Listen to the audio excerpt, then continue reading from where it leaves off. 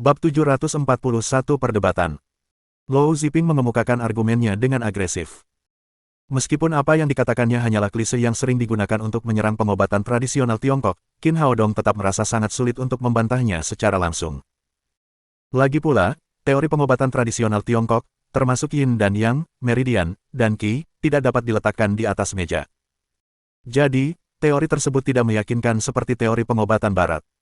Agar debat hari ini lebih berkesan, Lou Ziping mengundang banyak wartawan untuk datang, dan panggung debat dikelilingi oleh mereka. Debat itu tampak lebih menegangkan daripada investigasi Asosiasi Medis Dunia. Pada saat ini, mata semua orang tertuju pada Qin Haodong, dan mereka semua menunggu jawabannya.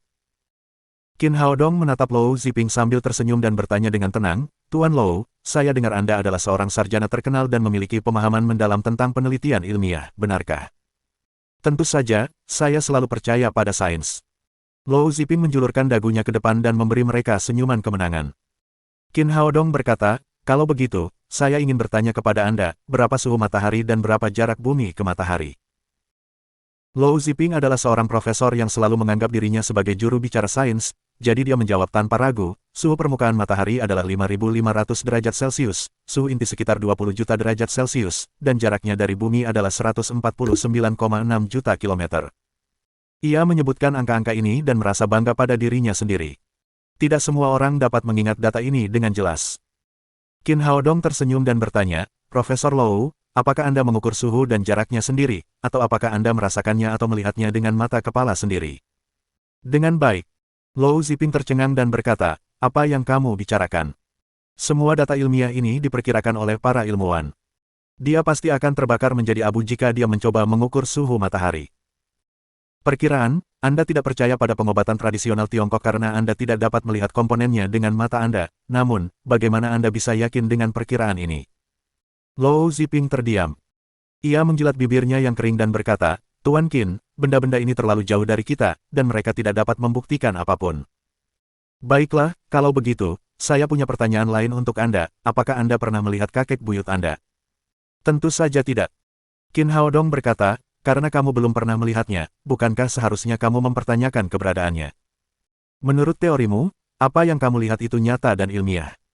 Lou Ziping menyadari bahwa Qin Haodong jauh lebih sulit dihadapi daripada yang dia duga. Dia tampak lembut tetapi pertanyaannya sulit. "Qin Haodong, kamu hanya membuat alasan. Menurutku tidak, kamu kesal dan mungkin itu karena kamu berbicara melawan hati nuranimu." Qin Haodong berkata, "Jadi maksudmu apa yang tidak bisa dilihat orang itu tidak ada? Tapi kita, orang biasa, tidak pernah melihat kode genetik atau virus. Apakah kamu yakin itu tidak ada?" Pengobatan tradisional Tiongkok telah ada selama 5.000 tahun, yang telah memberikan kontribusi besar bagi kelangsungan hidup dan reproduksi masyarakat Huaxia. Itu adalah harta karun yang ditinggalkan oleh para leluhur kita, dan Anda tidak boleh meragukannya. Argumen Qin Haodong tampak cerdik dan tidak masuk akal, tetapi dampaknya kuat dan langsung. Penonton pun merasa mudah menerimanya. Begitu dia menyelesaikan kata-katanya, seluruh hadirin bertepuk tangan dengan keras. Lou Ziping telah berpartisipasi dalam banyak debat, jadi dia tidak panik meskipun Qin Haodong telah mengambil inisiatif. Setelah tepuk tangan mereda, dia melanjutkan, "Saya mendengar bahwa Anda para praktisi pengobatan Tiongkok selalu menggunakan sejarah pengobatan Tiongkok selama ribuan tahun sebagai bukti untuk membuktikan bahwa pengobatan Tiongkok bukanlah tipuan belaka. Namun berdasarkan fakta ini, masih belum diketahui apakah pengobatan Tiongkok tradisional telah memberikan kontribusi bagi umat manusia atau tidak. Di era ketika semua orang percaya pada pengobatan tradisional Tiongkok, kami orang Huaxia hanya bisa hidup 30 atau 40 tahun, namun, dengan diperkenalkannya pengobatan Barat, harapan hidup rata-rata kami telah mencapai 70 tahun. Dari sudut pandang ini, apakah Anda masih percaya bahwa pengobatan tradisional Tiongkok telah memberikan kontribusi besar bagi kita? Saya bahkan menduga bahwa umur pendek orang-orang Huaxia kuno ada hubungannya dengan pengobatan tradisional Tiongkok, yang tidak ilmiah." Semua yang hadir di antara hadirin adalah mahasiswa sekolah pengobatan tradisional Tiongkok. Lou Ziping memfitnah pengobatan tradisional Tiongkok, jadi mereka semua merasa kesal. Mereka ingin sekali naik ke panggung dan berdebat dengan pria yang tidak tahu malu ini. Qin Haodong masih tenang. Dia tidak terganggu oleh kata-kata Lou Ziping, juga tidak terganggu oleh omong kosongnya. Dia melanjutkan, "Tuan Lou, Anda telah menyebutkan bahwa orang-orang Huaxia berumur pendek ketika mereka percaya pada pengobatan tradisional Tiongkok. Maka menurut teori Anda, orang-orang Barat yang selalu percaya pada pengobatan Barat seharusnya selalu berumur panjang. Tetapi kenyataannya tidak demikian. Pada periode yang sama, harapan hidup orang Barat bahkan lebih pendek daripada orang Huaxia. Jadi, apa yang Anda katakan hanya dapat membuktikan nilai pengobatan tradisional Tiongkok. Hebat, apa yang dikatakan Tuan Qin benar, peran pengobatan tradisional Tiongkok dalam pengembangan Huaxia tidak dapat diremehkan. Tuan Qin, Anda benar, saya mendukung Anda. Qin Haodong berhenti sejenak dan penonton kembali bertepuk tangan meriah. Setelah beberapa saat, ia melanjutkan, harapan hidup yang panjang terkait dengan banyak faktor. Pada zaman dahulu, orang hanya bisa hidup sebentar, dan alasan utamanya adalah mereka disiksa oleh kelaparan dan perang. Sejak zaman dahulu, pengobatan tradisional Tiongkok tidak pernah terkalahkan dalam hal evaluasi keterampilan medis. Hal ini dapat dibuktikan dengan data. Dalam proses perkembangan manusia, hampir 100 juta orang meninggal akibat wabah hitam di Eropa, tetapi Huaxia kita tidak terdampak. Hampir 75 juta orang meninggal akibat flu Spanyol, tetapi Huaxia baik-baik saja. 25 juta orang meninggal akibat wabah Justinian di barat sementara Huaxia tetap tidak terdampak. 10 penyakit menular paling mematikan di dunia tidak pernah terjadi di Tiongkok. Menurut Anda apa alasannya? Apakah karena keberuntungan? Tentu saja tidak, itu karena pengobatan tradisional Tiongkok yang luar biasa. Ia telah melindungi negara kita selama ribuan tahun, sekarang Anda menganggapnya sebagai pseudosains, sungguh memalukan. Mendengar kata-kata Qin Haodong, semua siswa yang hadir bersorak dan bertepuk tangan. Mereka semua terinspirasi oleh kata-katanya dan merasakan antusiasme dan pengakuan terhadap pengobatan tradisional Tiongkok. Lou Ziping tampak tenang, tetapi kepanikan melintas di matanya. Pemuda yang duduk di hadapannya ini tidak seperti dokter-dokter tua TCM yang pernah ditanganinya sebelumnya. Para dokter tua itu memiliki keterampilan medis yang tinggi, tetapi mereka tidak terlalu cerdas atau fasih berbicara setelah bekerja sebagai dokter sepanjang hidup mereka. Beberapa bulan yang lalu, ia pernah berdebat dengan seorang dokter tua yang terkenal di bidang pengobatan tradisional Tiongkok. Saat itu, ia membuat orang tua itu kesal hanya dengan beberapa patah kata, yang telah kehilangan kesabarannya dan membuktikan bahwa pengobatan tradisional Tiongkok itu ilmiah dengan penghargaan dan pengakuan yang diperolehnya dari beberapa pejabat. Ia mempermalukan dirinya sendiri dan Lou Ziping menjadi populer di internet untuk beberapa waktu. Namun, Qin Haodong berbeda. Ia masih muda dan fasih berbicara, dan pertanyaan yang diajukannya cukup sulit. Trik Lou tidak berhasil padanya, dan Qin telah dengan kuat menguasai keadaan sejak awal debat. Namun, apapun yang terjadi, ia harus memenangkan debat hari ini. Ia menarik napas dalam-dalam, menahan kepanikannya, dan melanjutkan, Dr. Qin, saya harus mengatakan bahwa Anda benar-benar orang yang pandai bicara dan pandai memancing sentimen orang, namun, fakta adalah fakta dan tidak dapat diubah oleh apa yang Anda katakan. Dia mengeluarkan selembar koran dari sakunya. Dr. Qin, saya tidak tahu apakah Anda sudah membaca berita ini 3 hari yang lalu, seorang anak berusia 5 tahun meninggal karena kesalahan penggunaan obat oleh dokter. Anak ini adalah seorang praktisi pengobatan tradisional Tiongkok, apalagi yang ingin Anda katakan tentang fakta ini. Mendengar perkataannya, semua orang yang hadir terdiam. Berita ini memicu gelombang perdebatan, dan banyak orang mulai mengkritik pengobatan tradisional Tiongkok karena hal ini. Semua mata tertuju pada Qin Haodong sekali lagi. Mereka tidak tahu apa yang akan dikatakan pemuda pintar ini. Qin Haodong berkata, Tuan Lou, tolong ambil koran Anda, saya juga membaca sesuatu tentang kecelakaan medis ini di internet. Lou Ziping memukulkan tangannya ke meja dan berteriak, seorang praktisi pengobatan tradisional Tiongkok membunuh seorang anak berusia 5 tahun, dia sangat kejam, apalagi yang ingin kau katakan. Kecelakaan ini membuktikan bahwa pengobatan tradisional Tiongkok adalah tipuan, pengobatan itu sama sekali tidak dapat menyembuhkan penyakit, sebaliknya, orang-orang akan terbunuh karenanya. Qin Haodong melanjutkan, pemerintah belum memberikan hasil akhir dari kecelakaan medis ini, dan kami tidak yakin apakah anak itu meninggal karena pengobatan tradisional Tiongkok atau hal lain, jadi, jangan mengambil kesimpulan terburu-buru. Selain kecelakaan medis ini, saya punya pertanyaan untuk Anda, apakah Anda sudah melakukan penelitian tentang jumlah kematian yang disebabkan oleh kecelakaan medis TCM? Berapa rasionya? Berapa banyak kematian yang disebabkan oleh pengobatan barat? Berapa rasionya? Yah, aku tidak tahu. Lou Ziping tidak memberinya jawaban. Namun sebenarnya, ia telah melakukan penelitian semacam ini sebelumnya dan ia ingin menggunakan angka tersebut untuk menyerang pengobatan tradisional Tiongkok. Namun, ia terkejut saat mengetahui bahwa jumlah kematian yang disebabkan oleh pengobatan tradisional Tiongkok dan rasionya jauh lebih rendah daripada pengobatan barat. Anda adalah seorang sarjana terkenal, jadi saya yakin Anda pasti telah melakukan penelitian seperti itu, apakah Anda takut mengatakan yang sebenarnya kepada kami? Qin Haodong mencibir dan berkata, faktanya, baik jumlah kematian yang disebabkan oleh pengobatan tradisional Tiongkok maupun rasionya jauh lebih rendah daripada pengobatan barat. Lebih spesifiknya, Berapa banyak orang yang meninggal setiap tahun akibat alergi penisilin? Berapa banyak orang yang akan meninggal karena diagnosis yang salah? Berapa banyak orang yang meninggal karena operasi yang salah? Pengobatan barat juga dapat membunuh orang, jadi mengapa Anda tidak mengatakan bahwa pengobatan barat adalah ilmu sihir dan tidak ilmiah? Lou Ziping terdiam. Menyerang lawan dengan sebuah kasus adalah salah satu metode yang paling sering digunakannya, tetapi tidak efektif pada pemuda ini. Baik pengobatan barat maupun pengobatan tradisional Tiongkok, pasti akan ada kasus kegagalan, kata Qin Haodong sambil menoleh ke wartawan dan mahasiswa di sekitarnya. Namun, begitu ada kasus kegagalan, hasilnya sangat berbeda. Orang-orang menganggap bahwa kasus-kasus di mana seseorang meninggal karena pengobatan barat adalah hal yang wajar dan tidak dapat dihindari. Kasus-kasus ini tidak akan memengaruhi sifat ilmiahnya atau statusnya dalam kenyataan, dan tidak ada seorang pun yang akan mengkritiknya. Tetapi bagaimana dengan pengobatan tradisional Tiongkok? Begitu terjadi kecelakaan medis, banyak orang akan mengatakan bahwa pengobatan tradisional Tiongkok adalah ilmu sihir, tipuan, dan tidak ilmiah. Kali ini, tidak ada tepuk tangan, dan ruangan menjadi sunyi. Suasana menjadi berat, dan semua orang yang hadir mulai memikirkan kata-katanya. Begitulah adanya. Banyak orang yang menganggap bahwa kecelakaan medis dalam pengobatan barat adalah hal yang tidak dapat dihindari, bahkan ada yang menganggapnya wajar. Namun, ketika hal yang sama terjadi pada pengobatan tradisional Tiongkok, seluruh masyarakat akan mencaci maki dan mengkritiknya tanpa ampun. Apa yang menyebabkan hal ini terjadi? Lou Ziping berteriak lagi, Qin Haodong, aku akui kamu sangat pandai berdebat, tapi semua yang kamu katakan hanyalah ilusi.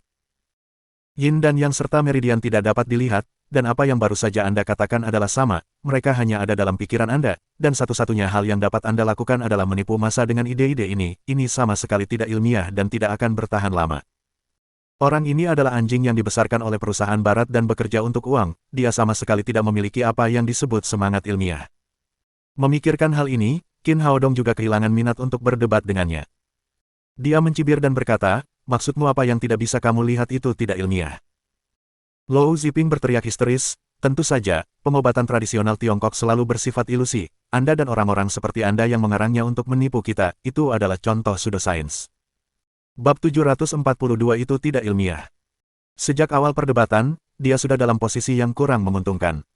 Sekarang dia hanya bisa bertindak tanpa malu-malu dan bersikeras bahwa pengobatan tradisional Tiongkok tidak ilmiah, atau dia pasti sudah menderita kekalahan telak. Qin Haodong mencibir dan menjentikkan jari telunjuk tangan kirinya. Semburan udara tak kasat mata mengalir melalui Lou Ziping. Terdengar bunyi klik dan kaki kirinya tiba-tiba patah di dua tempat. Lou Ziping menjerit memilukan dan mendapati kakinya sudah bengkok membentuk huruf V. Ia menunjuk Qin Haodong dan berteriak, beraninya kau memukulku, kau tidak bisa mengalahkanku, jadi kau mematahkan kakiku, kau tidak tahu malu, dokter tradisional Tiongkokmu. Lou Ziping sangat kesakitan, tetapi demi bonus 20 juta, dia tidak menyerah dan memainkan kartu trufnya. Qin Haodong merentangkan tangannya dan berkata, Tuan Lou, saya rasa Anda telah berbuat salah kepada saya duduk di hadapan Anda dan semua orang yang hadir dapat melihatnya, kapan saya mematahkan kaki Anda, menurut teori Anda, itu tidak ilmiah. Pada saat yang sama, kaki Lou Ziping yang lain juga patah. Para wartawan dan mahasiswa yang hadir benar-benar bingung. Apa yang sebenarnya terjadi? Semua orang melihat dengan jelas bahwa Lou Ziping sedang duduk sendirian di panggung debat dan tidak ada seorang pun di sekitarnya. Qin Haodong tidak melakukan sesuatu yang istimewa. Bagaimana kakinya bisa patah? Saya mengerti, itu pasti hukuman ilahi, dia pasti dihukum oleh Tuhan atas semua kejahatan yang telah dilakukannya. Kau benar, Lou selalu bicara omong kosong dan aku benar-benar tidak menyukainya, syukurlah kakinya patah, aku cukup senang sekarang. Lou Ziping, yang berada di atas panggung, tidak dapat menahan rasa sakitnya lagi. Dia berteriak dengan gila, di mana dokternya, cepat dan selamatkan aku.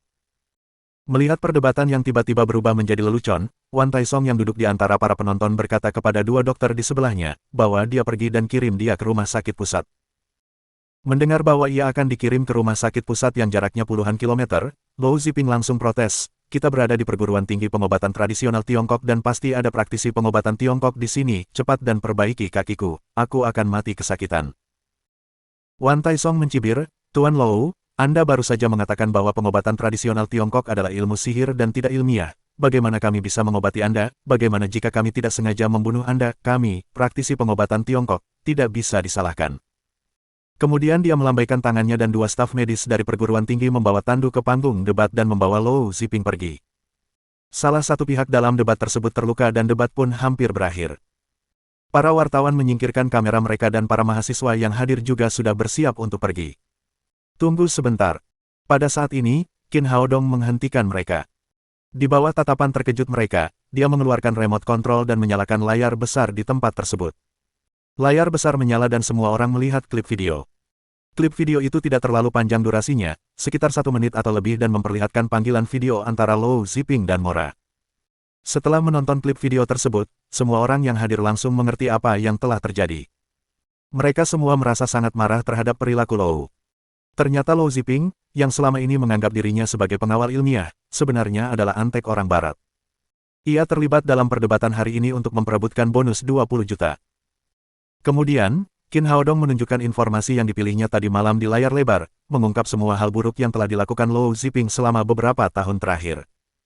Para wartawan cukup kecewa karena debat belum selesai, tetapi saat melihat materi-materi ini, mereka langsung bersemangat. Mereka terus mengambil gambar dan video dengan kamera mereka. Setelah mengungkap semua kebenaran tentang Lou Ziping, Qin Haodong mematikan layar besar dan berkata kepada hadirin, apakah kalian melihatnya?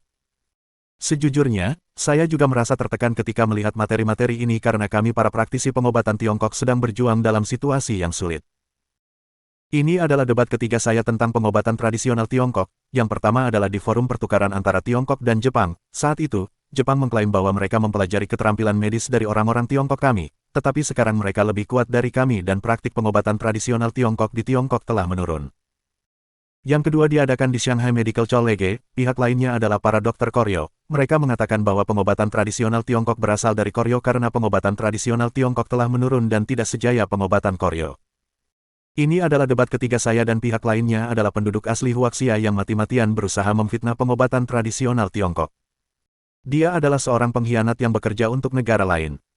Dari ketiga perdebatan ini, kita dapat melihat bahwa pengobatan tradisional Tiongkok menghadapi masalah internal dan eksternal dan sangat sulit bagi kita untuk maju. Mengapa orang-orang itu memberi Lou Ziping uang dan memintanya untuk mendiskreditkan pengobatan tradisional Tiongkok? Tentu saja, mereka tidak akan melakukannya tanpa alasan. Tujuan utama mereka adalah untuk menguasai pasar medis besar di Tiongkok.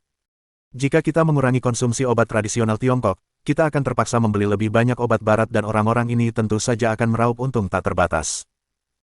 Mereka ingin sekali menyingkirkan pengobatan tradisional Tiongkok dari Huaxia suatu hari nanti. Pada saat itu, Huaxia akan menjadi dunia pengobatan barat. Mereka dapat menaikkan harga obat-obatan tanpa etika dan mengambil uang kita secara legal melalui industri farmasi. Kita akan menjadi budak mereka dan mereka dapat memperbudak kita tanpa kendali.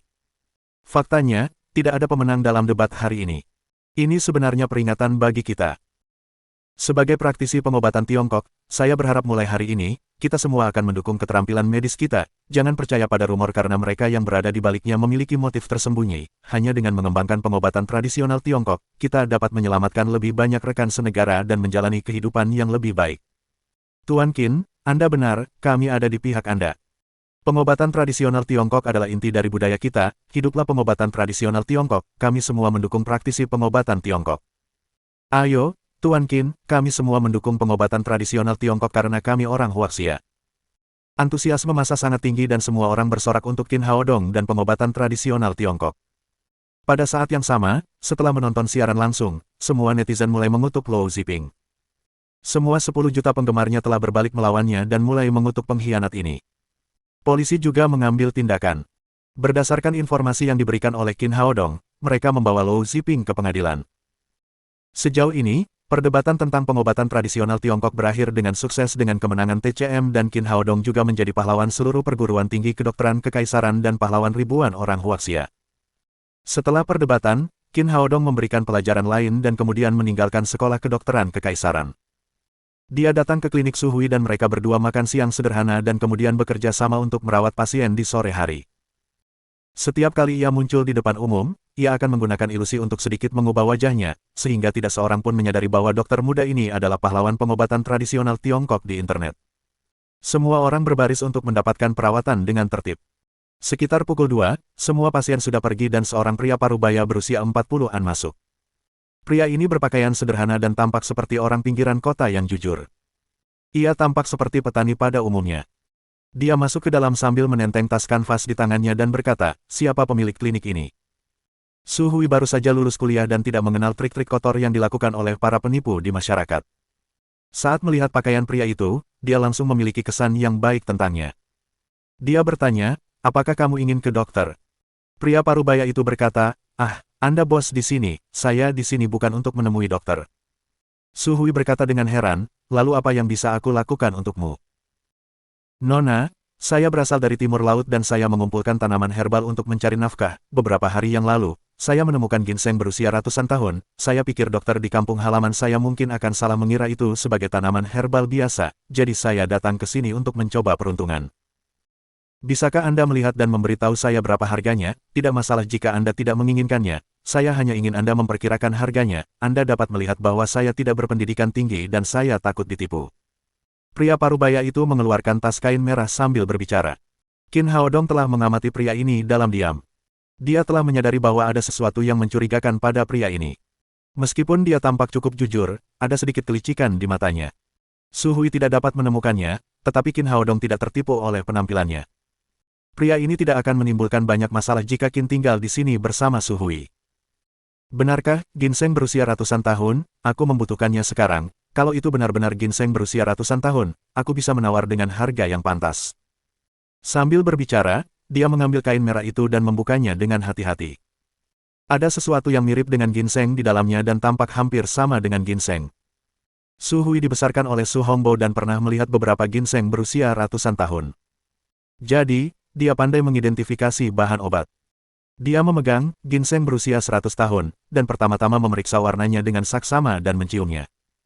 Kemudian dia meletakkannya di atas meja dan berkata, maaf, tapi saya tidak bisa membelinya. Sebelum meninggalkan rumah, dia telah mempelajari beberapa aturan pembelian bahan obat dari Su Hongbo. Bahkan jika dia melihat ada yang salah dengan bahan obat tersebut, dia tidak boleh langsung menunjukkannya. Dia hanya perlu menolak tawaran itu. Qin Haodong mengangguk diam-diam. Itu bukan ginseng, tetapi sesuatu yang diukir dengan akar. Itu hanya tampak seperti ginseng, jadi itu pasti dibuat oleh beberapa ahli. Pria parubaya itu berkata, kelihatannya tidak begitu bagus, tetapi itu benar-benar ginseng kuno dan aku sendiri yang mengumpulkannya dari pegunungan terpencil. Kamu orang baik, jadi bagaimana kalau aku menjualnya kepadamu seharga 200.000 yuan? Su Hui menggelengkan kepalanya dan berkata, maaf, tapi aku tidak membutuhkannya.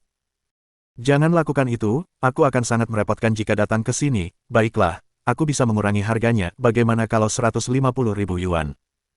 Su Hui masih menggelengkan kepalanya dan pria parubaya itu menggertakkan giginya seolah-olah dia sangat tidak ingin menurunkan harganya sekali lagi. Bagaimana dengan ini, 100.000 yuan, selama kamu memberiku 100.000 yuan, ginseng berusia 100 tahun ini akan menjadi milikmu. Nona, percayalah padaku, Anda pasti bisa meraup untung besar, Anda bisa menjualnya dengan harga lebih tinggi.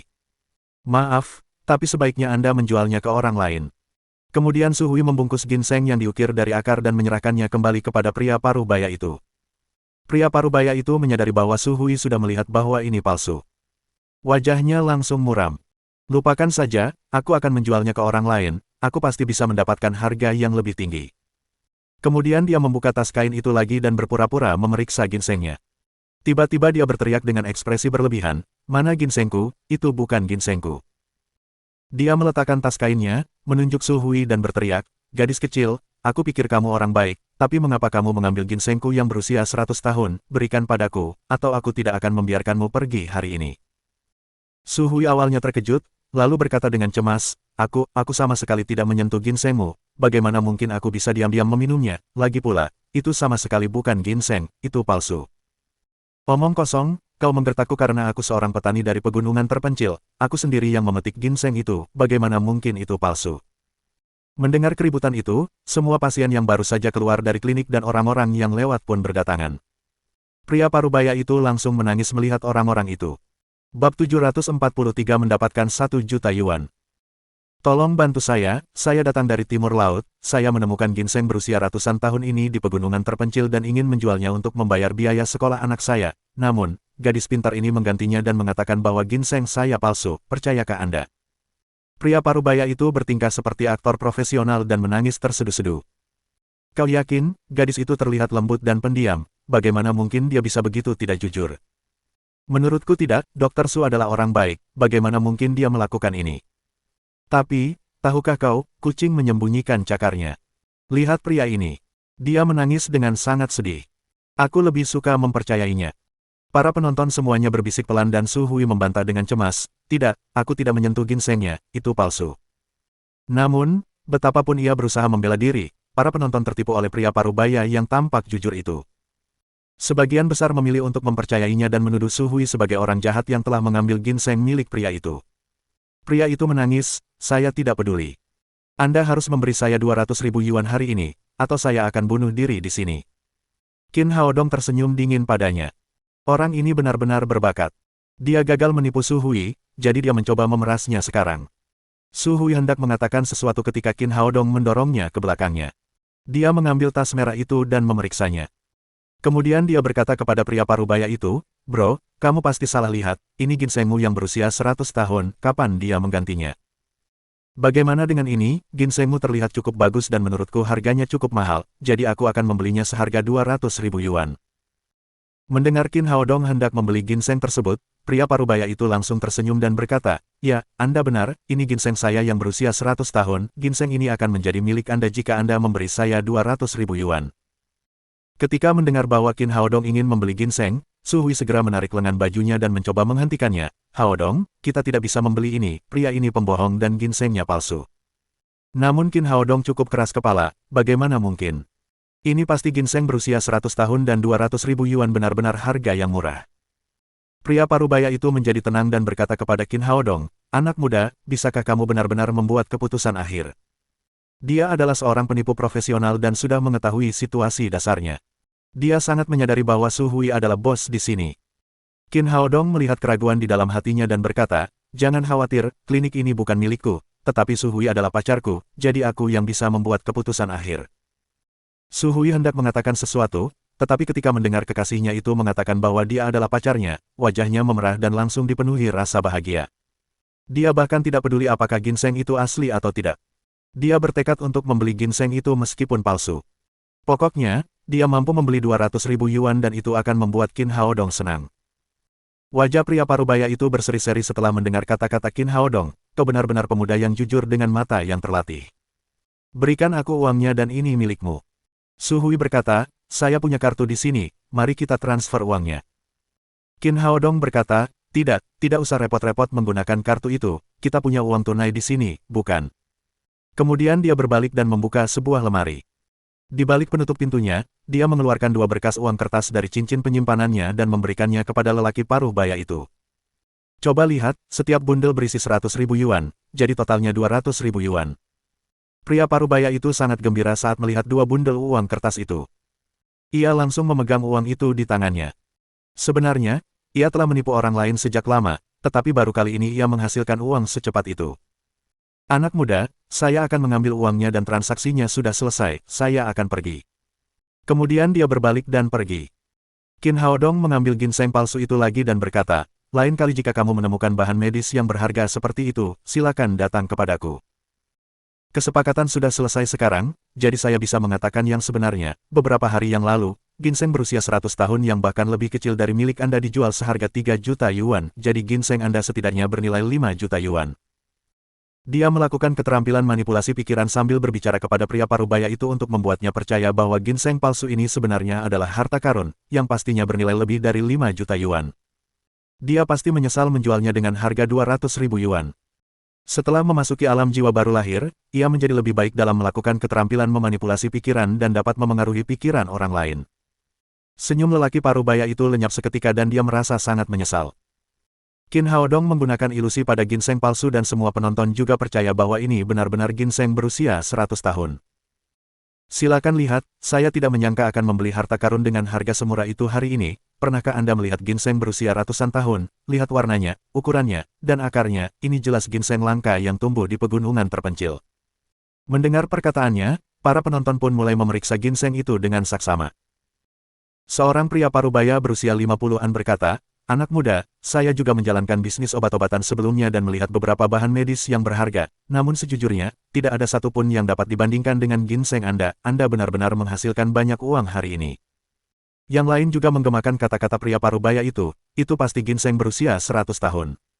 "Anak muda, kamu pasti kaya sekarang. Kudengar ginseng berusia 100 tahun itu sekarang tak ternilai harganya dan bisa dijual setidaknya seharga beberapa juta yuan." Ini adalah pilihan yang sangat bagus untuk membelinya. Anda benar-benar mendapat untung besar dengan hanya membayar 200.000 yuan untuk harta karun yang luar biasa ini. Bahkan Su Hui, yang berdiri di samping Qin Haodong, terkejut. Mengapa ginseng itu tiba-tiba terlihat berbeda? Apakah dia melakukan kesalahan? Pada saat itu, lelaki parubaya itu membanting uang itu ke atas meja dan berteriak, ginseng itu milikku, cepat kembalikan padaku. Ekspresi Qin Haodong tiba-tiba berubah dan dia berkata, kamu tidak bisa melakukan ini, ginseng itu milikku. Yang lain pun setuju, ya, kesepakatan sudah selesai sekarang, bagaimana kau bisa menarik kembali kata-katamu? Pria parubaya itu berteriak kesal, saya menyesal, ginseng ini pasti bernilai lebih dari 200.000 yuan, bagaimana saya bisa menjualnya kepada Anda, ambil kembali uangnya dan berikan saya ginseng itu. Wajah Qin Haodong menjadi muram dan dia berkata, kesepakatan sudah selesai sekarang, bagaimana mungkin kamu berubah pikiran?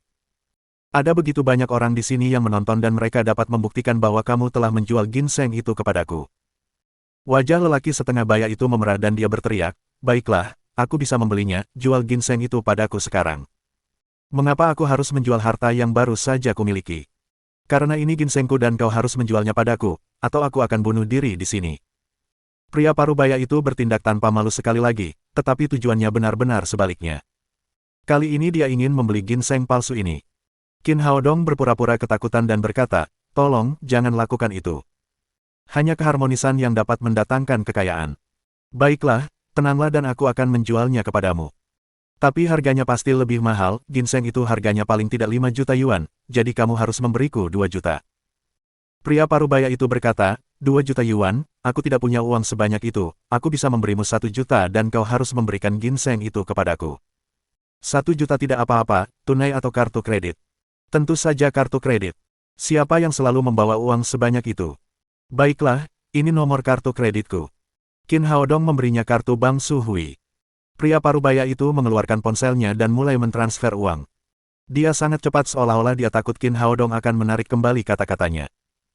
Tak lama kemudian, Su Hui menerima uangnya setelah ia mendengar bunyi dering dari telepon genggamnya. Su Hui menatap sosok itu dan tercengang. Ia teringat bahwa pria parubaya itu telah memaksa mereka untuk membeli ginseng palsu. Bagaimana mereka bisa mendapatkan 1 juta yuan dalam sekejap? Setelah mentransfer uang, pria parubaya itu memegang ginseng di tangannya dan berlari keluar klinik tanpa melihat mereka. Tampaknya ginseng itu benar-benar harta karun baginya. Tak lama kemudian, ia berlari ke sebuah rumah sewa di dekatnya. Seorang pria setengah baya dengan bopeng sedang duduk di sofa, merokok, dan menonton TV. Mereka bersaudara. Pria berwajah bopeng itu adalah kakak laki-laki dari pria parubaya itu. Mereka telah bekerja sama untuk menipu orang selama bertahun-tahun. Kakak, aku kembali. Pria parubaya itu berteriak kegirangan. Melihat kegembiraannya, lelaki berwajah bopeng itu merasa berhasil melakukannya. Ia berkata, bagaimana, apakah gadis kecil ini mudah ditipu? Dia sudah tahu bahwa Su Hui baru saja lulus kuliah. Dia adalah gadis lugu yang tidak punya pengalaman bersosialisasi. Jadi dia tinggal di rumah dan meminta adik laki-lakinya untuk pergi ke klinik sendirian. Saudaraku, kita sekarang punya 5 juta yuan. Pria parubaya itu berteriak kegirangan dengan ginseng palsu di tangannya. Apa yang kamu bicarakan? Apakah kamu mendapatkan 5 juta yuan dari gadis bodoh itu? Mendengar perkataannya, laki-laki berwajah bopeng itu tiba-tiba melonjak kegirangan. Gadis itu tidak memberiku 5 juta, tetapi ginseng itu bernilai 5 juta yuan. Pria parubaya itu masih di bawah pengaruh manipulasi pikiran dan dia berkata dengan gembira, saudaraku, ginseng ini adalah harta karun dengan sejarah ratusan tahun. Awalnya saya menjualnya seharga 200.000 yuan, tetapi kemudian saya menemukan bahwa harganya sebenarnya 5 juta yuan. Jadi saya membuat keputusan yang bijak dan membelinya seharga 1 juta yuan. Wajah kakak laki-lakinya tiba-tiba menjadi muram dan dia bertanya, dari mana kamu mendapatkan 1 juta yuan? Kita telah memperoleh sekitar 1 juta yuan setelah menipu selama bertahun-tahun, semuanya ada di kartu bank saya, apakah kamu tidak ingat itu? Pria berwajah bopeng itu menyambar ginseng dari tangan pria parubaya itu dan mendapati bahwa itu adalah ginseng palsu yang mereka buat sebelumnya. Itu sama sekali bukan ginseng berusia ratusan tahun. Pria berwajah bopeng itu begitu marah hingga hampir gila. Dia tidak peduli bahwa mereka bersaudara dan menendang perut bagian bawah pria parubaya itu hingga jatuh ke tanah. Kemudian dia melemparkan ginseng palsu itu ke wajahnya. Pria parubaya itu bangkit dan berteriak, mengapa kamu memukulku? Sialan, aku hampir ingin membunuhmu. Pria berwajah bopeng itu kemudian menendang pria parubaya itu lagi. Dia melampiaskan amarahnya dan kemudian menenangkan diri. Dia mengambil ginseng palsu itu dan berkata, lihat, ini yang palsu buatanku, bagaimana mungkin itu ginseng berusia 100 tahun, kamu memberi mereka semua uang yang kita hasilkan selama bertahun-tahun ini, apa kamu gila? Apa? Pria parubaya itu dipukuli habis-habisan oleh kakak laki-lakinya dan akhirnya terbebas dari pengaruh manipulasi pikiran. Saat melihat ginseng palsu itu, dia tiba-tiba menyadari sesuatu dan berteriak, kakak, aku ditipu oleh orang itu. Pria berwajah bopeng itu berkata dengan marah, kita telah menipu orang lain selama bertahun-tahun dan aku tidak menyangka bahwa kamu akan ditipu oleh orang lain, katakan padaku, apa yang terjadi? Kami kehilangan 1 juta yuan, hanya itu yang kami miliki setelah bekerja selama bertahun-tahun, sekarang orang itu mengambil semua uang kami. Pria parubaya itu berkata dengan putus asa, aku tidak tahu apa yang terjadi, entah bagaimana aku ditipu olehnya. Kak, apa yang harus kita lakukan, kenapa kita tidak menghajar orang itu dan mengambil kembali uangnya? Apa yang kau bicarakan, apa kau yakin kita bisa mengalahkannya? Pria berwajah bopeng itu berpikir sejenak dan berkata, sepertinya kali ini kita hanya bisa meminta bantuan sepupu kita. Kemudian dia mengeluarkan ponselnya dan menelepon seseorang. Dia berkata dengan nada patuh, sepupu, kami dalam masalah sekarang dan kami butuh bantuanmu. Ya, tentu saja, Anda pasti akan dibayar untuk itu. Saya ingat istri Anda baru-baru ini menginginkan sebuah cincin berlian. Saya akan membelikannya satu setelah tugas ini selesai. Jangan khawatir, dia hanya seorang pelajar dari negara lain dan dia tidak punya saudara di sini. Kau boleh melakukan apapun yang kau mau, itu bagus, terima kasih banyak, aku akan datang kepadamu bersama saudaraku sekarang. Dengan bantuan sepupunya, dia pasti sudah selesai. Ayo kita pergi dan ambil kembali uangnya. Pria berwajah bopeng itu menutup telepon dan meninggalkan rumah bersama pria parubaya itu. Bab 744 menuju kehancurannya. Qin Haodong sedang merawat pasien di klinik ketika ponselnya tiba-tiba berdering. Itu adalah nomor telepon yang tidak dikenal. Qin Haodong tidak mengenali suaranya sejenak dan wanita itu menjelaskan, apakah kamu tidak mengingatku? Kamu baru saja menyembuhkan spondilosis serviksku kemarin lusa. Ketika mendengar tentang spondilosis serviks, Qin Haodong segera menyadari bahwa orang itu adalah Liao Shuyuan, istri Shao Weimin. Dia segera berkata, saya benar-benar minta maaf, Bibi Liao, saya sedang sibuk merawat orang-orang di sini dan tidak mengenali suara Anda sejenak. Liao Shuyuan berkata, itu hal yang wajar, lagi pula, kita baru bertemu sekali, kamu boleh datang ke rumahku kapan saja jika kamu punya waktu dan sebaiknya kamu ajak pacarmu. Qin Haodong memiliki kesan yang baik tentang Liao Shuyuan. Dia berkata, Bibi Liao, adakah yang bisa saya bantu? Qin kecil, terima kasih telah menyembuhkan spondilosis serviksku, namun, beberapa hari terakhir ini aku terlalu banyak berolahraga, kemarin pinggangku terkilir saat pergi ke pesta dansa dan kondisiku belum membaik, bisakah kau membantuku? Padahal, hal itu sama sekali bukan masalah besar dan ia pun bisa berobat ke rumah sakit lain. Sebagai istri menteri, tentu saja banyak sekali dokter yang bersedia melayaninya. Tetapi Qin Haodong adalah satu-satunya dokter yang dia percaya sekarang dan dia tidak mau menemui dokter lain. Bibi Liao, kamu bisa datang ke klinikku jika memungkinkan, atau aku bisa datang ke rumahmu setelah aku memeriksa pasien-pasien ini. Qin kecil, apakah kamu punya klinik sekarang? Liao Shuyuan berkata, aku tidak bisa melakukan latihan energi apapun dengan pinggangku yang bengkok, tetapi aku masih bisa berjalan, kalau begitu, aku akan datang ke klinikmu dengan berjalan kaki dan akan lebih mudah bagiku untuk meminta bantuanmu di masa mendatang. Kemudian dia menutup telepon dan datang ke pintu klinik pengobatan tradisional Tiongkok Donghui setengah jam kemudian. Saat ini, hampir semua pasien sudah pulang. Qin Haodong menyambutnya dan berkata, Bibi Liao, selamat datang di sini. Karena sopan santun, Su Hui pun menyapanya bersama Qin Haodong, senang bertemu denganmu, Bibi Liao. Senang bertemu denganmu. Meskipun Liao Shuyuan adalah istri menteri, dia tidak berbeda dengan wanita parubaya pada umumnya. Dia sangat tertarik pada pacarnya. Setelah melihat Su Hui yang cantik dan manis, dia bahkan lupa akan rasa sakit di pinggangnya. Dia langsung bertanya pada Qin Haodong, apakah ini pacarmu? Dia sangat cantik, kalian berdua benar-benar pasangan yang serasi. Qin Haodong berkata dengan canggung, Bibi Liao, ikut aku, biarkan aku merawat pinggangmu terlebih dahulu. Kemudian dia membawa Liao Shuyuan ke ruang pijat terdekat. Klinik Su Hui tidak luas, tetapi dilengkapi dengan berbagai fasilitas. Di samping pintu masuk, terdapat ruang pijat yang terbuat dari fiberglass. Kaca di sini bersifat satu arah dan transparan, sehingga orang dapat melihat bagian luar dari dalam, tetapi orang dari luar tidak dapat melihat apa yang terjadi di dalam. Qin Haodong memeriksa cedera pinggang Liao Shuyuan dan berkata, Bibi Liao, ini adalah cedera otot ringan, yang sangat mudah diobati. Silakan berbaring di tempat tidur sebentar dan akan sembuh dalam 10 menit. Qin kecil, aku percaya pada kemampuan medismu. Kemudian Liao Suyuan berbaring di ranjang pijat. Qin Haodong meletakkan tangannya di pinggangnya dan mulai memijatnya. Dengan keterampilan khususnya dan nutrisi ki asli kayu hijau, rasa sakit di punggungnya segera mereda dan dia merasa cukup nyaman. Bibi Liao, silakan istirahat di sini, kamu akan pulih sepenuhnya dalam 10 menit. Liao Suyuan berkata, Qin kecil, aku benar-benar tercengang, keterampilan medismu sungguh luar biasa.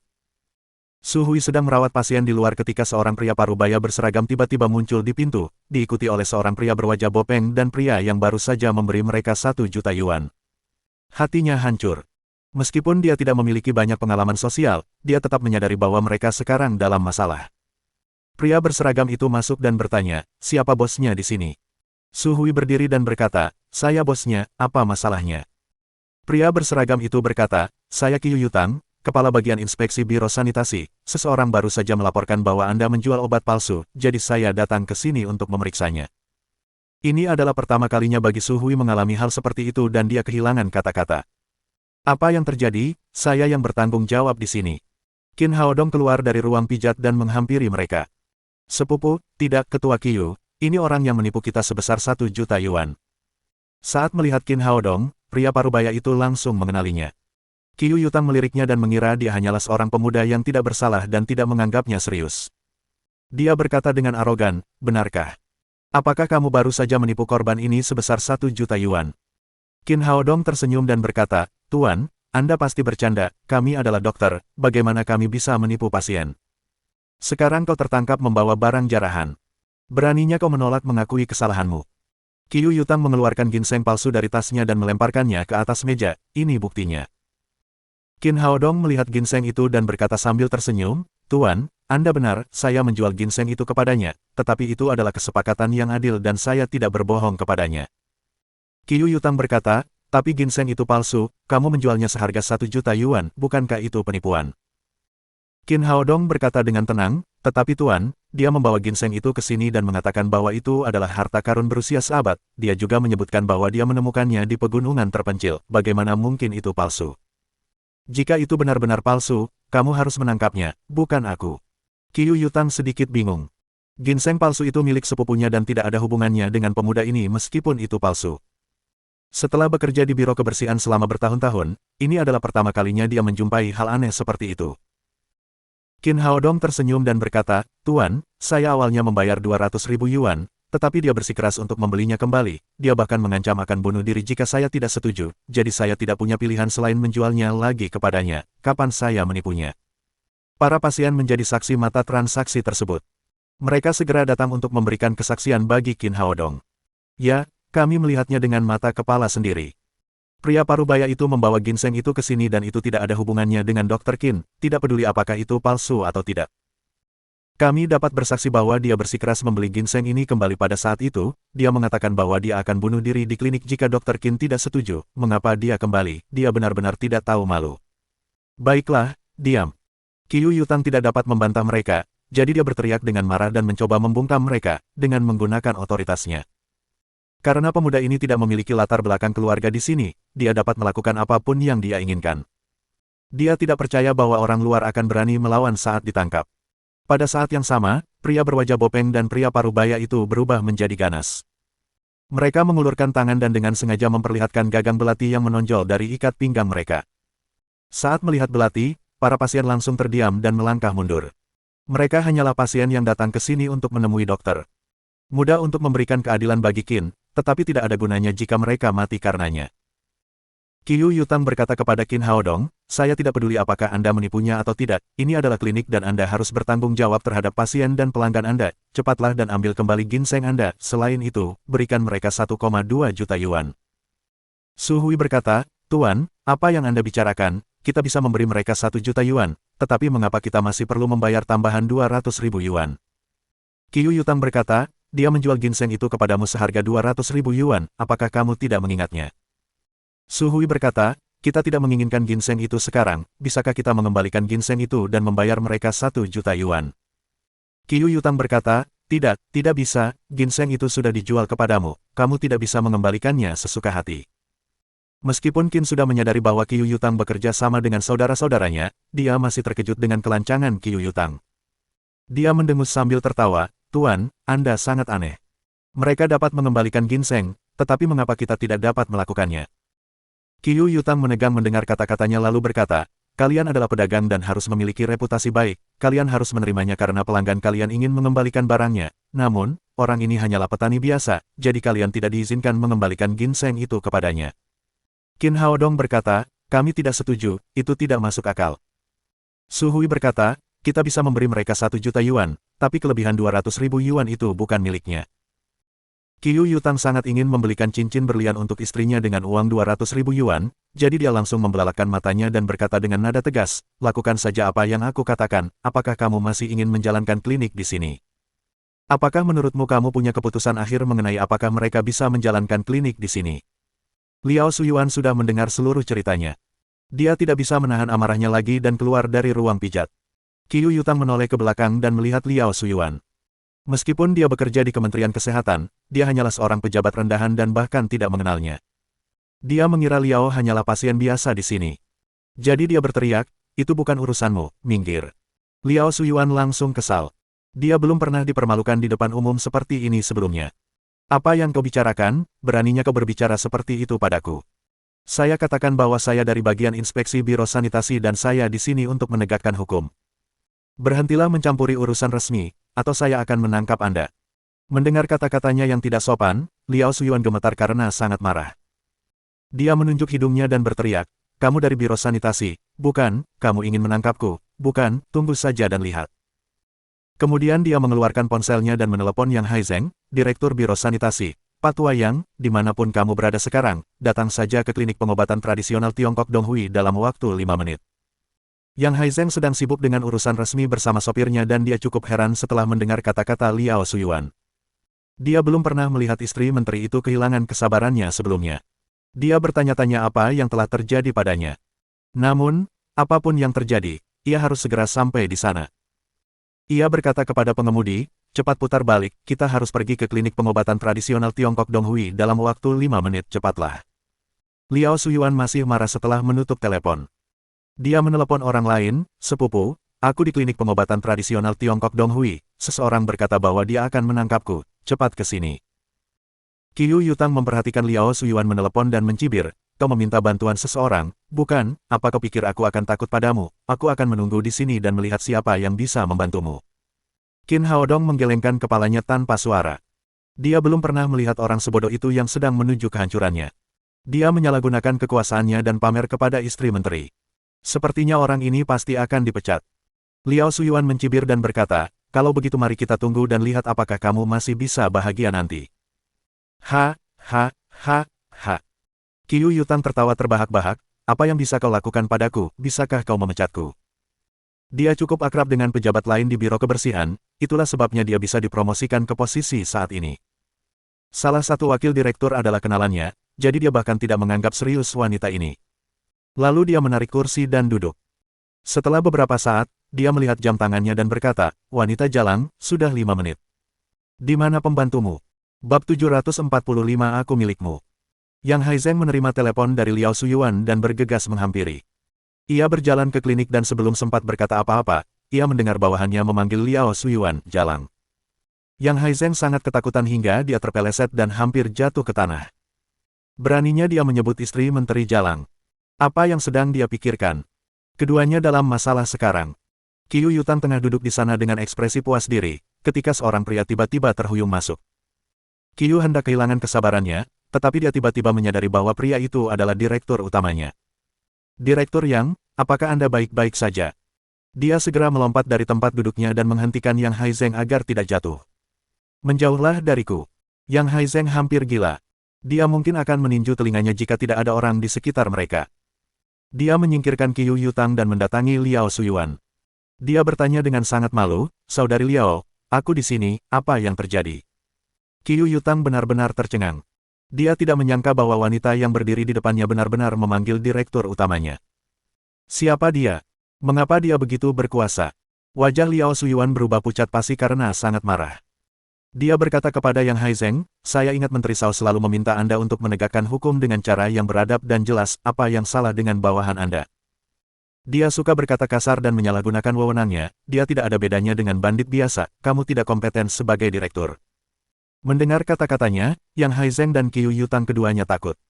Jelaslah bahwa wanita yang mengenal Menteri Shao dan bisa memarahi direktur pastilah istri Menteri Shao. Qiu Yutang baru saja menyebut istri menteri itu jalang dan juga mengancam akan menangkapnya. Memikirkan hal ini, dia hampir ingin bunuh diri sekarang. Qin Haodong menatap mereka dengan gembira dan Qiu bertanya-tanya mengapa istri direktur ada di sini bersama pemuda itu. Bukankah mereka mengatakan bahwa pemilik klinik ini tidak memiliki latar belakang keluarga di ibu kota? Bagaimana dia bisa mengenal istri menteri? Dia benar-benar membenci pria berwajah bopeng itu. Dia hampir ingin menghampiri dan mencekik sepupunya yang bodoh itu. Namun, dia begitu takut sehingga dia bahkan tidak bisa menggerakkan kakinya sekarang. Kakak Liao, jangan marah, aku sutradara yang tidak punya kualifikasi, tapi jangan khawatir, aku akan menangani masalah ini sekarang, kamu pasti akan puas. Kemudian Yang Haizeng berbalik dan menatap Qiu Yutang. Jika dia bisa membunuh seseorang melalui tatapannya, maka Qiu Yutang pasti sudah terbunuh 100 kali. Katakan padaku, apa yang sebenarnya terjadi? Direktur, saya.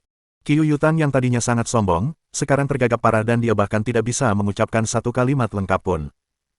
Qin Haodong melangkah maju dan berkata, Direktur Yang, izinkan saya menceritakan keseluruhan ceritanya. Baru pada saat itulah Yang Haizeng melihat Qin Haodong. Dia berkata dengan heran, Qin kecil, mengapa kamu ada di sini? Qin Haodong menjelaskan, Direktur Yang, ini klinik saya dan kepala Qiu baru saja memeras saya. Mendengar perkataannya, Yang Haizeng menjadi putus asa. Dia bertanya-tanya mengapa Liao Suyuan ada di sebuah klinik kecil. Ternyata klinik itu dikelola oleh Qin Haodong. Kini Qin Haodong sudah terkenal di Huaxia. Ia telah menyembuhkan Mu Baisen, jenderal tua di ibu kota dan juga dianugerahi penghargaan kontribusi medis terbaik oleh Shao Weimin.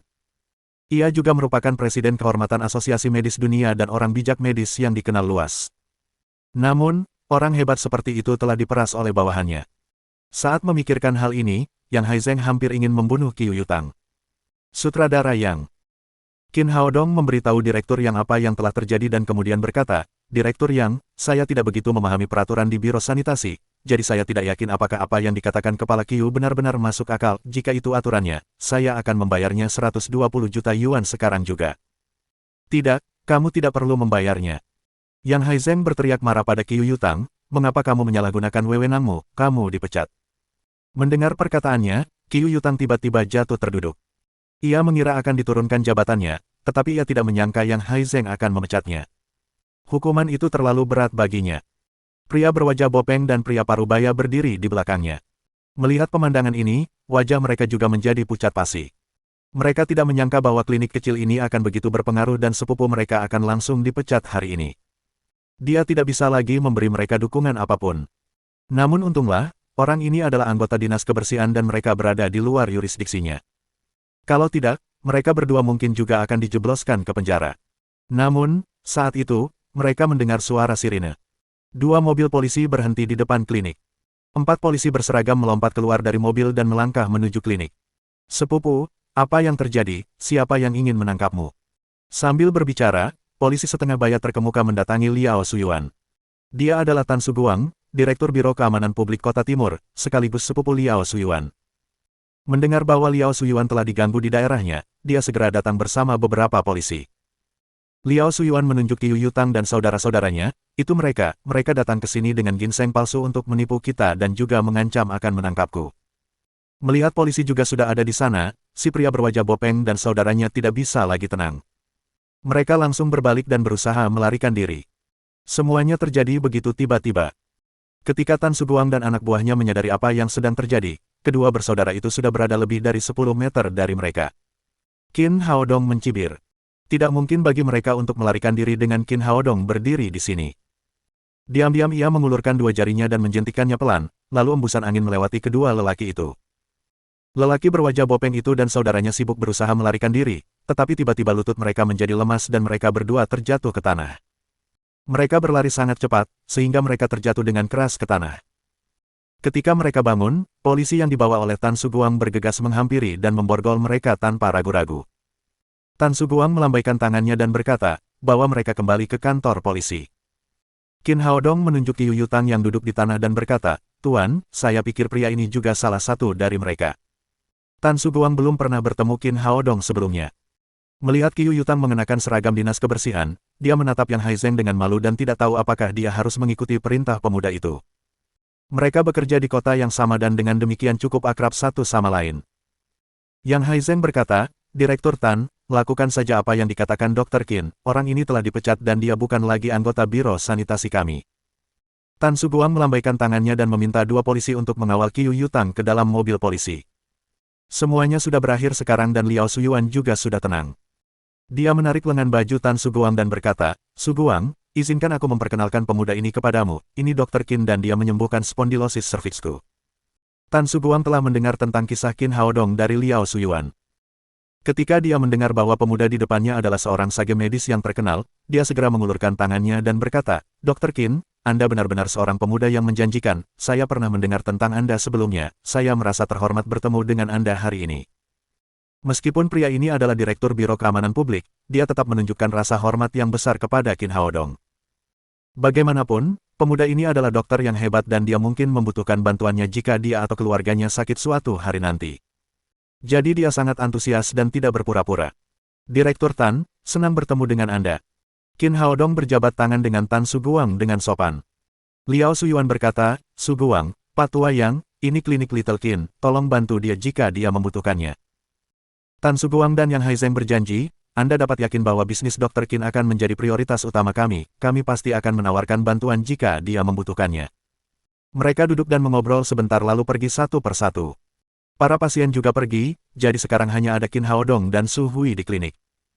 Su Hui berkata kepada Qin Haodong, Haodong, terima kasih banyak atas apa yang telah kamu lakukan hari ini, aku benar-benar tidak tahu harus berbuat apa tanpamu. Qin Haodong berkata, itu bukan masalah besar. Jangan berterima kasih padaku. Su Hui menghela napas dan berkata, urusan sosial itu rumit sekali, kupikir aku bisa mengelola klinik jika aku dokter yang cakap, tapi aku tidak menyangka akan menemui begitu banyak hal. Dia bertemu dengan seorang penjahat yang mencoba memperkosanya beberapa hari yang lalu dan hari ini ada seorang pembohong yang ingin memerasnya. Dia tidak tahu bagaimana menghadapi mereka. Qin Haodong berkata, baiklah, aku akan meminta Ma Wenzuo untuk mengirim dua orang untuk melindungimu besok, kamu tidak perlu khawatir tentang hal-hal ini. Su Hui bertanya, tidak bisakah kau tinggal di sini bersamaku? Saya bisa berada di sini jika saya bersedia, namun, saya harus memberikan pelajaran dan masih banyak hal lain yang harus diselesaikan. Su Hui mengangguk dan terdiam. Kemudian dia tiba-tiba mengangkat kepalanya dan berkata dengan malu-malu, apakah yang baru saja kamu katakan itu benar? Qin Haodong bertanya dengan heran, apa maksudmu? Su Hui menjadi semakin malu dan pipinya yang putih memerah karena malu. Namun, dia masih mengumpulkan keberanian dan melanjutkan, kamu bilang aku milikmu. Qin Haodong menegang setelah mendengar kata-katanya. Dia tidak banyak berpikir ketika mengatakan ini. Namun, dia tidak menyangka bahwa Su Hui akan menganggapnya serius. Dia tahu betul apa maksud pertanyaan mesra Su Hui. Kalau dia menjawab ya, maka Su Hui akan menjadi pacarnya. Tetapi dia tidak yakin apakah dia harus menerima gadis yang begitu pendiam dan polos. Dia sekarang punya banyak pacar, tetapi dia telah berpikir matang-matang sebelum membuat keputusan akhir. Tentu saja, dia tidak banyak berpikir ketika memutuskan untuk bersama Wei Yanran, Han Jiyu, dan Zhao Qingwu. Namun, mereka bertiga adalah anggota keluarga bangsawan. Mereka tidak dapat memutuskan pernikahan mereka meskipun mereka tidak ingin menikah dengan Qin Haodong. Dibandingkan dengan generasi muda keluarga bangsawan yang jelek atau tidak setia, Qin Haodong jelas merupakan pilihan yang lebih baik. Jadi, dia tidak memiliki beban psikologis apapun terkait dengan ketiga gadis ini. Namun, Su Hui berbeda. Dia hanyalah orang biasa, yang sejak kecil selalu berharap menemukan cintanya, berharap bertemu dengan seorang pangeran tampan. Karena itu, dia sangat berhati-hati saat berbicara dengan Su Hui. Su Hui menundukkan kepalanya dan menunggu cukup lama, tetapi Qin Haodong tidak menjawabnya. Rasa malunya berangsur-angsur menghilang dan wajahnya menjadi pucat karena depresi. Qin Haodong sangat malu. Dia tidak ingin membuat keputusan tergesa-gesa, juga tidak ingin membuatnya kesal. Dia tidak tahu harus berbuat apa sekarang dan tiba-tiba ponselnya berdering. Papa, nenek bertanya apakah kamu ingin kembali untuk makan malam. Itu adalah si kecil. Qin Haodong hampir ingin memeluk Tang Tang dan menciumnya. Panggilannya datang tepat waktu dan membantunya keluar dari situasi ini. Katakan pada nenek bahwa aku akan kembali sekarang. Qin Haodong menutup telepon dan menoleh ke Su Hui, saya harus pergi sekarang, saya akan datang ke sini besok jika saya ada waktu. Kemudian dia segera meninggalkan klinik seolah-olah dia sedang melarikan diri dari sesuatu yang buruk. Melihat kepergian Qin, Su Hui merasa sangat sedih tentang dirinya sendiri. Ini adalah pertama kalinya dia jatuh cinta pada seorang pria sejak dia masih kecil dan dia bahkan tidak bisa mengendalikan dirinya. Namun, Qin Haodong tidak pernah menerima cintanya. Ketika mereka berada di Shanghai, dia pergi tanpa pamit. Sekarang dia mengikutinya ke ibu kota, tetapi dia tetap tidak bisa mendapatkannya. Mungkinkah mereka berdua tidak ditakdirkan untuk bersama dalam hidupnya? Qin Haodong juga kesal setelah meninggalkan klinik. Cinta selalu menjadi pedang bermata dua dan mereka berdua mungkin akan terluka jika mereka tidak menangani perasaan mereka dengan benar. Dia menggelengkan kepalanya dan berusaha untuk tidak memikirkan urusan ini. Dia pulang ke rumah dan makan malam besar bersama keluarganya. Setelah makan malam, Lin Momo kembali berpakaian dan sepertinya akan keluar. Qin Haodong bertanya, "Sudah malam, kamu mau kemana?"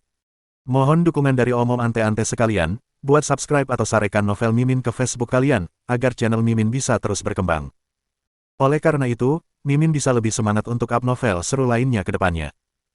Sekiranya ada kebutuhan buat subbag, silakan inbox Mimin atau tuliskan di kolom komentar, Mimin dulukan dengan ucapan terima kasih.